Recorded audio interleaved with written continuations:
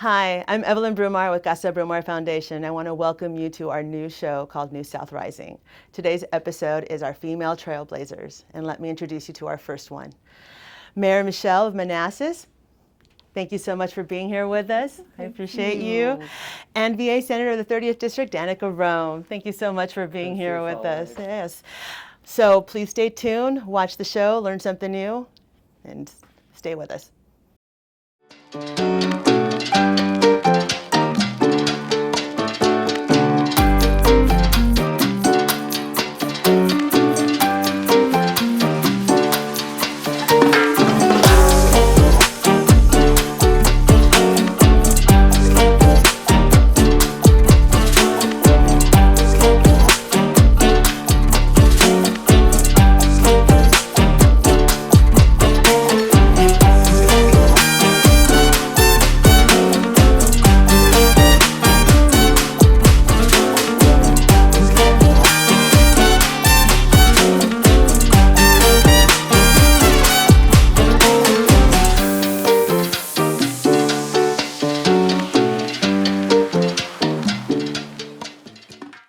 Mayor Michelle. Yes. Hi. Hello. Thank you for being on our first episode. I'm so happy to have you here. Thank you. It's great being here. So the reason why I wanted you to be on our first episode is because I wanted to first acknowledge that we are in your town. Yes, the city of Manassas, the best place on earth. And also because you are one of my favorite female trailblazers. Oh, thank you. So Thank you. it's an honor. Thank you so much for having me. It's great to do these, but when you can do them in your home city, the place where I grew up as a kid, and now I'm like all over the place as the mayor, and to be able to sit with you and people who give me the platform to talk about my wonderful city and that you're located right here just makes it all better. So I love it. I absolutely love it. So thank you for the invitation and making it work. Thank you. Thank you. So my first question for you, because we're going to roll right into this. You know about me. I'm a direct person. It's about your origin story. You're the first in Manassas, and I would like you to explain to our audience how you are the first. A lot of people say I'm related to one half of the city and went to school with the other. So, but that's not true. I got elected because I was the best person. I ran for council. It actually found me. I really wasn't involved in politics, but because of my work in the community that I had done with my church and different organizations and through my business, people were watching and they saw my heart. They felt the leadership was there, but no one had ever approached me about running or doing anything political. So, and when they came to me, I'm not a politician. And they said, that's exactly what we need. We don't need politicians. We need people that have a heart for the community, and you're from here. And you know the story of my parents. They were born here, never left. You know, my mom will be 86, my dad will be 91, and yes, he's still driving. I'm sorry. So he's still driving, but to be actually born in Manassas and have never left, and the things that they went through and saw, and for their daughter to first be elected the first woman of color to sit on council, and then 2 years later be elected the first female and African-American mayor is just amazing. So people that I went to high school with, you know, that knew me, like, I was friends with the mayor. I was friends with, no, people go, yeah, really? No, she really is homegrown. She is lifelong resident. So it's amazing to be able to serve, but it feels like I'm serving my family. I'm serving my friends because I know so many people. So that's definitely how I feel when interacting with you. Like I'm family, like I'm friends, and I have your ear and you're willing to talk to me. Yes, absolutely. But that's what it's about. And to me, people say, well, what does a mayor do? It's what you make it. And I think when I came in, I became a community mayor so quickly. I wanted to change the face of what it was. It was not, the presence wasn't known by everyone in the community, and that was important to me to be able to do when I got elected, so that everyone felt like I chose Manassas as home. I want to feel like I belong. I want to feel like I have a voice, and with her, I think I got that. And that's what I've done for 4 years, is just put my arms around the entire community, and everybody feels like they're home. And I don't want to go anywhere. I'm going to stay here. So. You are very popular. You're out there. Yes, you're amongst the people. You make yourself available. Yes. I think you have a program where you like walk with the mayor, one of many programs that I started as mayor. So the walk with the mayor, that's where people would say, well, what's in historic downtown? I'm like, what do you mean? We have all these wonderful mom and pop shops, and they need people going in and spending money. And so the walk was, I started it, we leave from the high school, we only have the one high school. And so I wanted to start at the high school, and we walk around historic downtown because I wanted people to see the different shops. And when, on a Saturday morning when it's not so crowded, not too hot, people come out and walk around and see what's there. And then I added the farmer's market where I stop the walk because people weren't going there either. And look what we have at the very end, the farmer's market. And it's wonderful. And so we'd walk around the market. Now, it was funny, we would get to the market and they would still be following me. I'm like, no, you can go shop now. But you're so cool to hang around. I'm like, no, you need to go spend money. Don't hang around me. I'm here to say hi to folks because it was important to me. At the farmer's market, I go around, and I still do it every Saturday since I got elected, and I thank all the vendors for being there because they could go to any other farmer's market, but they choose to be at ours, and that's a lot. So that means a lot. So it's safe to say you're pro-health and pro-business. Sure, absolutely. Sure. All of that. All of that. But yeah, community, that's what it's about. And you can talk with the mayor. You can have a conversation with the mayor, you know, and that's what it's about, that you feel that like I'm just your friend that you can come up to and share your concerns, and I am listening. I don't always have the answers, but I can get you in touch with who can help you. And that's what people need. Meet them where they are. Yes, so. right. Thank you. Yeah, yeah. So another question I have for you. How do you find it to bridge those gaps where you're working with people who don't understand your background, your culture, and your history, and they kind of don't want you to shine as bright as we know you can? Sometimes you have to humble yourself, and I don't know. And I'll say, I don't know. I need to hear from you. One of the first things I did as mayor was set up monthly meetings with all of the council members because I wanted to learn what's important to you so I can help you get your agenda met. And so when you go at it with that team approach, that's how you win folks over. And you realize it isn't all about you, me. It is about what they want to try to get accomplished in the city. In the city of Manassas, the mayor does not vote. I only break ties. So the only way that I can get a lot of things accomplished because I can't vote is through the council members and trying to get them to come to an agreement on whatever it is. That's 6 different personalities that you have to learn and work with. Well, you can't come at Joe this way because he's more of a process guy. You have to have everything laid out. So the diversity of the stakeholders at the table is diversity is something that I really wanted to work on, which we are there now with the election of Sonia. Yes. And so we have to have those different voices, but you have to have a mayor that understands there are different voices. And so what sounds great to you is not going to sound great to the next person.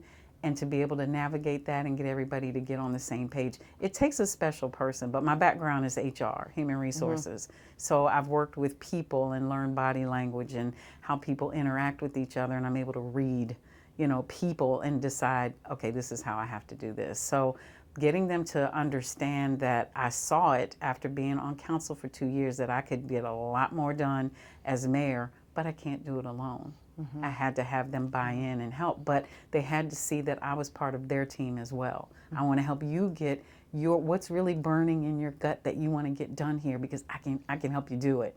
We are a team, and it's not this us and them and all that. We are working together. So that was a big part of it, was that I'm not here to take over the world, but I'm here to help you get your agenda pushed through and what you want done. So to follow up with that one is that this is how you deal with your fellow council people. Yeah. But I've also seen that before your election, that the Latino community wasn't really engaged, and they are having events at the Harris Pavilion. They are part of the farmers markets, you know, small businesses. I see them out all the time. You know, I'm actually practicing my Spanish because I didn't have an opportunity to practice it. Right, now you're like conversation queen, right, exactly. So what I wanted to touch on is, what did you do to get in contact with the largest minority group in your city to get them more involved and engaged? This novice idea called listening. And being at the farmer's market, talking to the different vendors that were there, Latina, and going up and saying, how can we make it bigger? They would approach me because they felt like they could. That's the whole thing. If people don't feel like they can come up to you, they're not. And so they felt comfortable. Oh, I can talk to her. She looks like me. She's approachable. So they would come to me and say, you know, can we do that? I don't know. Let's see. Let's see what you can come to me with a plan. maybe we can get a whole parking lot blocked off on a Saturday for whatever festival or whatever you want to do. But they weren't afraid to ask. But it was breaking down the barriers of, I can't approach, I can't bring this to her or that to the government because they're just going to tell me no. But that was that fear. And so me being out there in the community allowed the conversations to take place. And they weren't shy to say, hey, can we do this? Absolutely, we'll try. Don't know how we'll make it happen, but work with me and we'll do it. But just that openness and willingness to even listen and entertain it just opened up so many opportunities. When I won mayor and we had to interview, which I love telling the story, and we had to interview the person that was going to take my place, there were 14 applicants that applied for the council, for the position. 11 of them were people of color. 10, 15 years ago, you would have never seen that. And I mean a diverse. I sat there just in total disbelief, like, I can't believe it.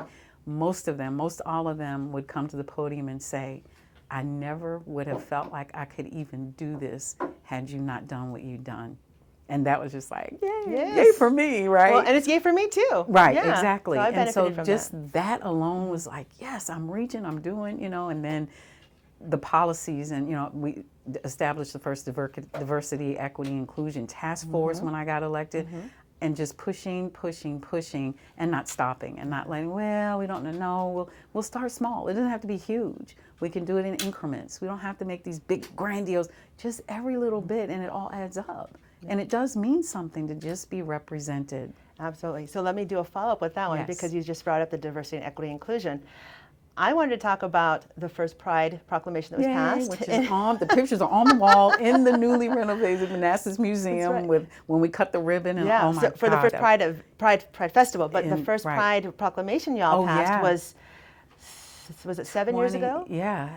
Was I on council? I think I was on council. You were on council. When we did that, yeah. So, oh my gosh. So talk about the evolution of how it was before and then what it is now. Never talked about, never considered, don't you dare.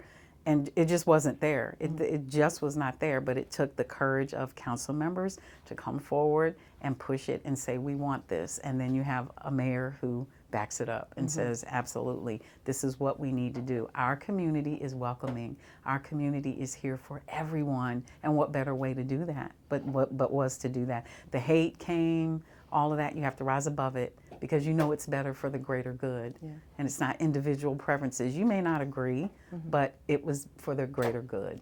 Yeah. Thank you so much for doing that. Yeah, absolutely. Thank you so much for being here.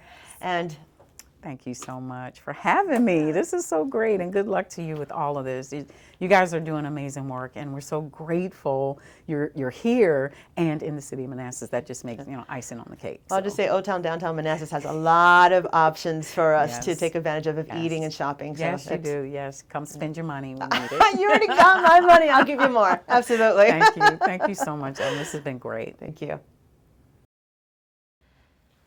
Thank you, Danica, for being here with us on our first episode, Female Trailblazers. You have a special place in my heart because myself and my wife were part of your up and coming to where you're at today. But I wanted to start off with you telling us, the audience and us, why you are the first here in Virginia. Sure. So my claim to fame is I'm the first out and seated transgender state legislator in the country. And at the same time, the most important part of that is not just being the first, it's being not the last. And making sure that there are plenty more of people who, when they feel called to run, know that they can launch a campaign and be successful and be judged on the merits of their candidacy, as opposed to just being told or even thinking themselves, you'll never win because of who you are. That's the message I've been trying to get out now for 7.5 years is you can succeed because of who you are, not despite it, and not for what other people tell you you're supposed to be. Mm-hmm. You be you better than anyone else ever could because you're the only one who ever can.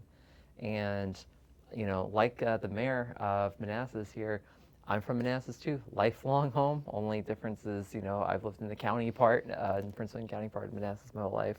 And I'm 39 right now. I turned 40 this fall, and oh, you're old. I've seen a lot of change here, in terms of how we view our neighbors since I've grown up, even though I've seen physical changes in the general area, to be sure, and then I see some things that still look like just like they did in the mid '80s, right? So to me, the all Virginia part of this is that when I won in 2017 and defeated the self-described chief homophobe of Virginia, people needed to really take a step back and understand something. This didn't happen in Arlington. This didn't happen in Charlottesville. This wasn't Richmond. This wasn't Williamsburg. This was Manassas. And so, first battle of the Civil War fought here. Subsequent, even bloodier battle fought, the following year here. And this, it's really interesting when you talk to people who are not from here and the way that they think about Northern Virginia. And they're like, oh, it's not really part of the South. I'm like, have you been to my district? like, shall I take you around for the day? And having all of that history that went into this, I think it was important that we could show people across the country that's like, hey, look, as a lifelong local resident of the district I was running to represent, as a newspaper reporter who covered the district for 9 years, 2 months and 2 weeks, going to, every high school varsity soccer game, basketball game, baseball, softball that you can think of in the area on some days, covering Haymarket Town Council meetings till midnight on other days, watching an in-person electric chair execution on another day. I ran the gamut of full experience of what it means to really be immersed in my home community. And to come through all of that and say, hey, I've actually got a lot of really good public policy ideas, and I want to have a chance to present this to the public. And you know what ended up happening? Not only did I win, and I've been elected now 4 times, 3 terms to the House of Delegates and now in the state Senate, we've now passed 51 of my bills into law, all with bipartisan support, including 3 of my bills to protect my LGBTQ constituents, because they're the ones who asked me for those bills. Like, there was a 15-year-old student constituent of mine from Manassas Park High School who in June of 2020 sent me an email and said, hey, I was wondering if you could introduce a bill to ban the gay trans panic defense. And I realized in reading this email that this student in 2020 had the same fear I did as a high school freshman in 1998 after Matthew Shepard's murder. And I was just like, wow, you just have this moment where it just kind of clicks with you and being like, I know how that felt as a closet case 22 years ago. Now here you are as an out student, having that same feel. Yeah, we can do something, absolutely. And then you know what we did? We did it. We got it over the finish line. Unfortunately, Virginia was the first state where it became a largely partisan issue in terms of getting it done. We did, with bipartisan support in both chambers. And at the same time, I was like, why is Virginia so different than the rest of the country where Republicans and Democrats alike were voting for this? And then Virginia was becoming so more partisan. And it was like, well, you're doing this in the South. Don't forget that. It's still hard. It's still a challenge. Don't think this will come easy. Change never does. And at the same time, I'm also remembering, a week after I won my primary in 2017, when you and I were over at the Kelly Leadership Center, we were advocating for the ordinance change from Prince William County School Board to include sexual orientation, gender identity, and its non-discrimination policy. And I walked up to Brian Pace, who a friend of both of ours, who's out and lives here in Manassas. And I said to Brian, Brian, I wish we had this protection when we were in school. And he said, we just became the advocates we never had. Yeah, I know Brian. He can be very eloquent. It's funny. Yes. So, full disclosure, you were my delegate. Now you are my senator. That's right. And the chief homophobe in charge. We called him to talk about the discrimination that was taking place about banning trans kids from using the restroom. And he told us, my wife and I, that, I'm sorry, I'm just going to vote my faith. And I said, but you're excluding members of the community you're serving who you will be discriminating against. He says, I'm sorry, I just got to vote my faith. And so that's when we became involved, and then it led us to you, and it led to all this progress happening, and it led to also Virginia Values Act being updated to include SOGI, sexual orientation, gender identity, And because of that, that became a way as for us to enforce protections in Prince William County. When if somebody who identifies as LGBTQ gets discriminated against in housing, school, People credit, forget it wasn't just sexual orientation, gender identity. We include veteran status in there too, by the way, and and pregnant people. Yeah. Absolutely, because they were discriminated against too. You could be denied employment just because you're pregnant. So with all that that didn't happen until just recently. A lot of diversity and inclusion and equity started happening, and I look at it from a queer lens because of how it impacted me when we first came to Prince William County, and just trying to figure our place in the world and how we can navigate without being attacked or being discriminated against. But because we were looking out for the least among us, we ended up uplifting a lot of us. And I wanted you to step in and talk about some of the other bills that impact those left behind communities that are now have those protections and are able to help themselves and be public. So let's just to begin with, let's just talk about the LGBTQ bills that we passed in 2020 and 2021. It was about 24 pieces of legislation once everything was said and done.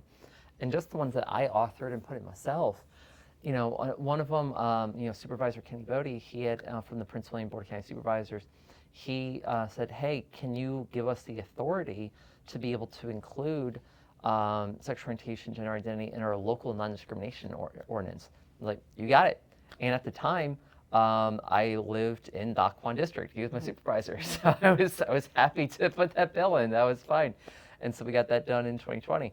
And then we also passed my bill that defined transition-related medical care as medically necessary, and we banned discrimination in health insurance against trans people, because of that. And what was so fascinating when we were passing that bill is, so we worked directly with the providers and the insurers, and we had a big roundtable actually in the Greater Richmond area, where with my now former colleague, former delegate Deborah Rodman, her and I, we brought a bunch of trans people to the table. We had the health insurers, represented, and then we had some folks from Planned Parenthood. And Planned Parenthood, I think on a nationwide level, is most associated with like abortion care and stuff. At the same time, they do a lot of work with transition-related care. And so they had folks who are trans themselves working as providers, working at Planned Parenthood, who came to the table and said, let us explain to the insurers what some of the obstacles our community is actually facing right now, and from a provider end. And they were, because there have been, like, when I first got elected, I was told, oh, discrimination against trans people in health insurance, that doesn't exist. That's not a thing. I go, it happened to me. Like, it happened to me in 2014, where I was trying to get a health insurance plan from one of the two jobs I was working at the time, and I was told that their Virginia group plan does not include transition-related care. And if that company that I was working for had been located 1 mile to the north or the east in DC, I would have been covered. And so it was dehumanizing, humiliating, and at the same time, I printed out the email that I got, that confirmation email saying that you're being rejected, and I tacked it onto the wall behind me in my office. And I'll be more eloquent now than I was then, so I'm gonna get them back. And then here we are. Then 6 years later, I did. And because we got that done at the time that we did, we had someone who was able to get top surgery later that fall. Make sure that was covered, and his lawyer had to go to bat for him. Blah blah. They cited that law, got it covered. Everything was good. And so to me, it's just like people have got to understand that equality is constituent service. You cannot serve your constituents by singling out and stigmatizing the very people you're running to serve, or the very people you're elected to serve in the first place. And I think what LGBTQ elected officials bring to the table is an inherent understanding of what it's like when those elected officials are not serving you, and when those elected officials trying to make you feel bad about who you are in the first place. And so you never see me attack my constituents. Even, Republicans who I represent, conservatives who I represent, people who don't associate with, my ideology, I still don't disrespect them. I still work with them to make sure that we're passing bills that we can all agree on, because most of the bills that we pass in the General Assembly are bipartisan, most of the things that we do. And by demonstrating effectiveness. This year, in a very weird twist, I was the only Democratic state senator out of 21 members, our majority caucus, who didn't get vetoed this year. How did transgender state senator not get vetoed by the Republican governor? It means that I had to do a lot of work, not just this year, but over 7 years, to establish credibility, to demonstrate that I'm a workhorse, that I actually really put the time in, and that I keep my word. That brings me to what I was going to say about building bridges, about working with the people across the aisle, or working with people who might not respect you, but as a individual, but your policies. How do you bridge that? So you were just talking about it a little bit, but go a little bit in depth about how you bridge that. Sure. So let's take a look at my tattoo, for example. It's the Equal Rights Amendment. It says equality of rights under the law shall not be denied or abridged by the United States or by any state on account of sex. I'll get that colored in eventually. So, when we were getting that done, I gave a speech on the House floor at the time where I talked about how discrimination on account of gender identity or sexual orientation is inherently discrimination on account of sex. And the reason for that is it's because you are bucking heteronormativity, right? Within just the way people as a society have viewed traditional gender roles, who you're supposed to love, how you're supposed to look, how you are supposed to identify, right? And all that. We had a bipartisan vote on the Equal Rights Amendment.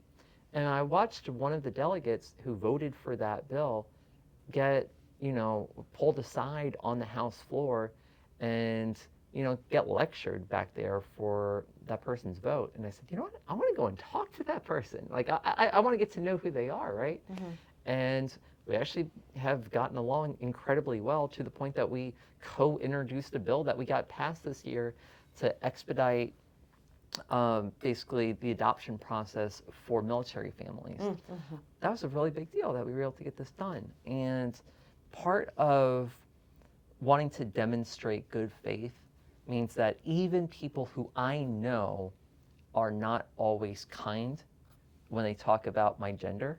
I've listened to some of the, my colleagues do interviews on conservative talk radio where they said things about me that I would never say about them, and I go, okay, well, even them, there's the part of me, but it's just like, all right, sometimes you need to tell people, hey, this is how I feel about something, right? Other times you go, all right, I'm going to remember that, and at the same time acknowledge you're still a colleague. And so one of my bills this year, I remember I went up to one of those members who had not said kind things, publicly, and I still said, I want you to co-patron this piece of legislation because this will create the very infrastructure changes that we need for our transportation system to be safer that you had just called for in committee earlier. And even if he didn't sign on, he still voted for the bill, right? And it was the one Republican vote who I had in that committee as we went to the next area. And, it died in appropriations, but the fact that I felt comfortable enough to, go up to a colleague like that, that's part of the deal. There isn't a single member of the 40 members of the state Senate who I haven't talked to at some point, both sides of the aisle. Where does that come from? How do you pull that out? It's results-oriented, mission-directed. That's where you're trying to get at. It's like, look, this is my job. I need to go pass bills. I remember there was one candidate for Congress who lost a primary this year, one of the Republican members, who said he ridiculed the idea of, people saying that they want results and, and what they delivered. People need a fighter. They don't need blah, blah, blah. And I was like, that is completely anathema to my worldview. I want to get stuff done. I want to get big things done. And what we just got last week? $40 million to fix Route 28 with my baby project. Yes, right? Congratulations. That doesn't happen, and over a 6.5-year period because I didn't have 1,000 conversations with people. I very much did. People agreed, disagreed with whoever in between. That was one of those things where it's like, I will work with anyone who's willing to see this through, right? And it's so funny. On First Fridays, here in Manassas, so basically first Friday of the month, you have, they kind of just, section off the streets, so it's just foot traffic, a lot of people around. So last First Friday, I was just walking around, Old Town, just, talking to people, just being the senator for Manassas, right? and had a group of Republicans who I recognized who wanted to approach me and stuff. And one of them says, "We wouldn't say this out loud, but we're Republicans for Rome." And one of them had said, like, "We were just talking about you earlier, and we were telling someone, no one will outwork you in a campaign, and at the same time, you also really go out of your way to work with us too." I'm like, Right. yeah, I do. Yeah. Like, and that's not where I'm just gonna have a humble brag over that. It's like, no, that's a statement of fact. I was a reporter. Like, that's a fact. I go out of my way.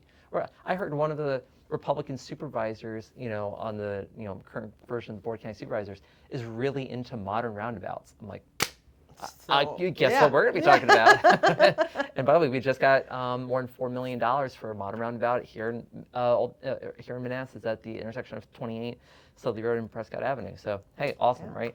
But anyone who wants to work with me on infrastructure, great. Anyone who wants to work with me on equality, great. Right. Happy to have the conversation. Let's do it. And I appreciate that, because for a lot of us, we don't know who to approach, especially if the only person we know, whose name we know, is the ones who is elected to serve us, and we're in a district where they are ignoring half their constituents. How do you find time, because I have referred people to you that don't live in your district, how do you find time to serve those outside of the district who are not your constituents, but you want to make sure that their needs are getting met as well? So one thing you have to remember, when you're in a committee meeting, for example, and you're one of 15 senators, there, every single bill that comes up in front of you, your constituents don't weigh in on every single bill. Like, trust me, you can go into the emails, the phone logs, in-person testimony, what you hear back home. There's a whole world of stuff, and if I'm sitting on the General Laws Committee and we're having a big old fight about something that has to do with a housing issue in South Side or whatever, maybe no one came up to me from my district to say, hey, this is a really important thing to me. But because that bill is coming up, if people from outside the district want to talk to me, okay, sure, that's my job. The vote that I cast is not going to be just limited to affecting the people of the 30th district. It's going to affect people in 40 out of 40 districts, right? Yeah. So my job is, my title is Virginia State Senator. I serve in the Senate of Virginia. It's not the Senate of the 30th District. I am one of 40. My top priority in performing my job function is to represent my constituents first. Everything comes after that. At the same time, I also recognize that the job that I have affects Virginia, period. And, in my other job as Executive Director for Emerge Virginia, I recruit and train Democratic women how to run for office. I don't just call people from Manassas Park, Manassas, and Prince William County, although I'm happy to call them too. I make sure that I was reaching out to folks from Hampton Roads to the Shenandoah Valley and everywhere in between.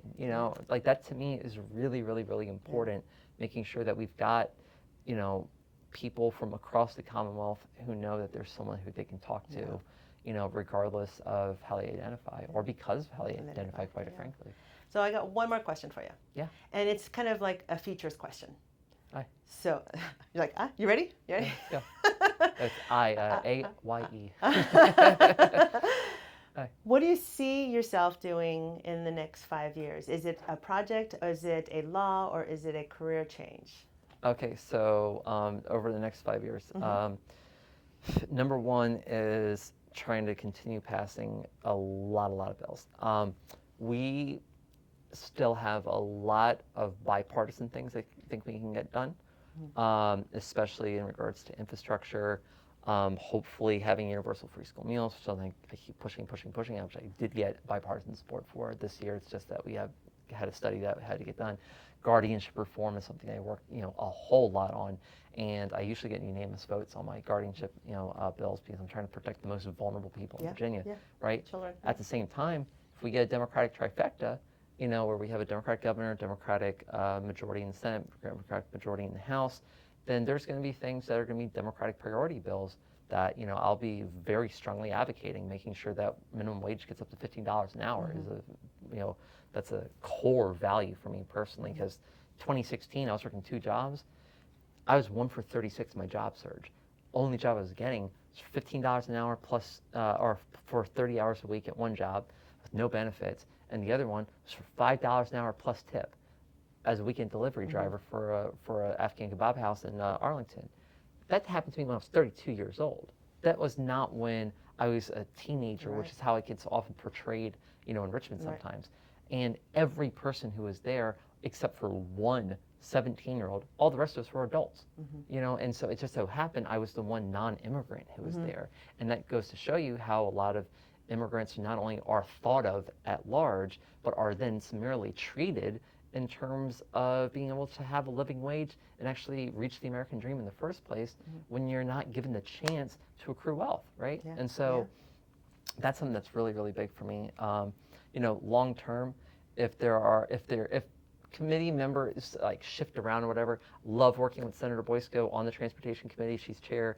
If she were to, take another position somewhere else, as a chair somewhere else, and that Transportation, committee became vacant for the chair, I would put in for that in a heartbeat. I would love to be Transportation Chair in the Senate. I'm Vice Chair of the Local Government Committee. Senator McPike, who also represents Prince William, if he had a chair that was in a different committee and that one was vacated, I would put in to chair that in a heartbeat. I would be phenomenal at chairing local government. That would be bread and butter for me. So those are two long-term things I'd really like to do.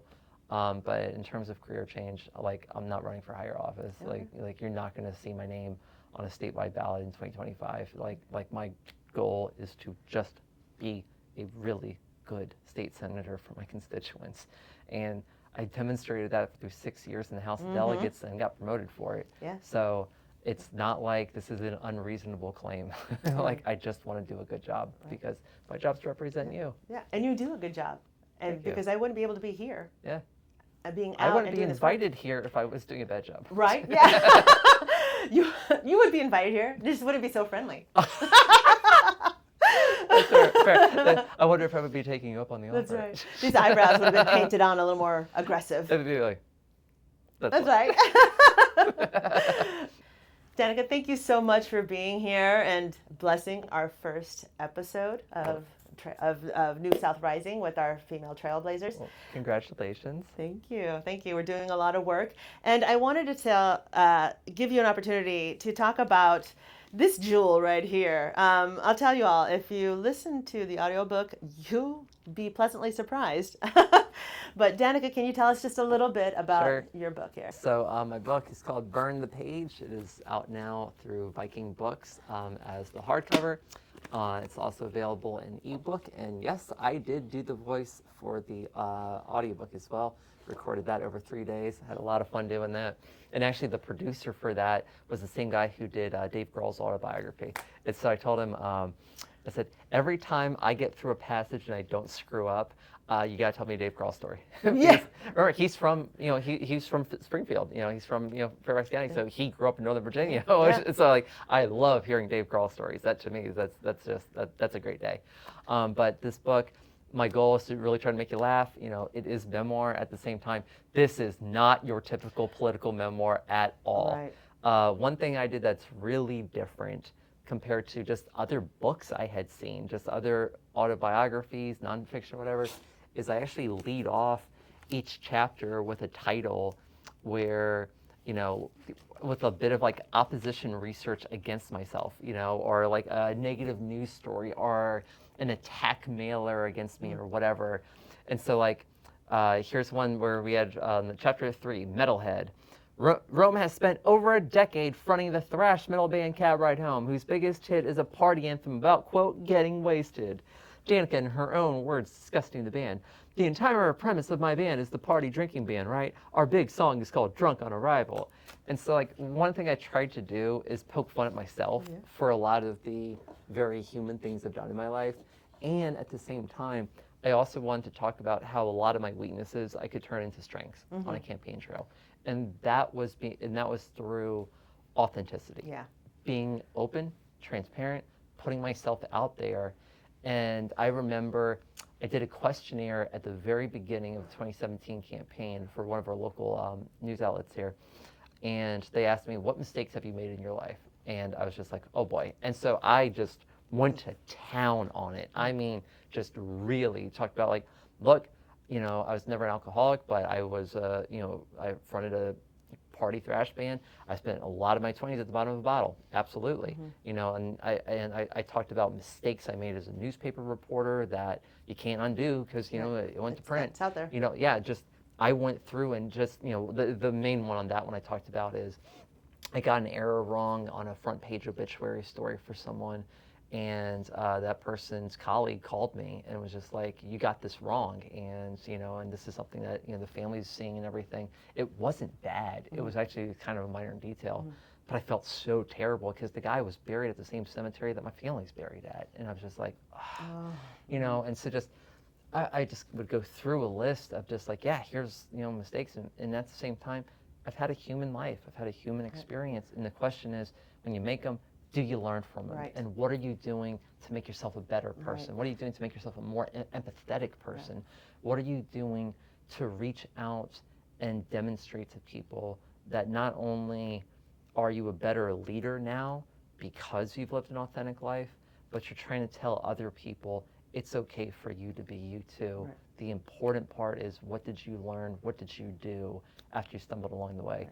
And you know, the final thing I'll say on that is, you know, my all-time favorite band's Metallica, and mine too. I remember you get the shirts too, and I remember there was an interview that James Hetfield, the, you know, frontman, did, and he talked about how, you know, people would say like, oh, well, you know, what makes for good lyrics, and it's like, well, it's not the whole like, oh, well, I went through a bad time and you need to do this and you need to do that and that's how things will be better, blah, blah, blah. He's like, no, people relate to the struggle.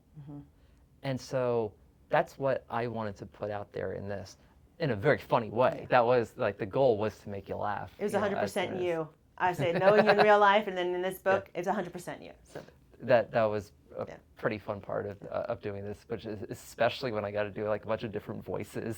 When you get to the chapters about the attack ads and like attacks against me in general in the first campaign, I hope that's the part that'll kind of, if you're drinking, you're gonna go.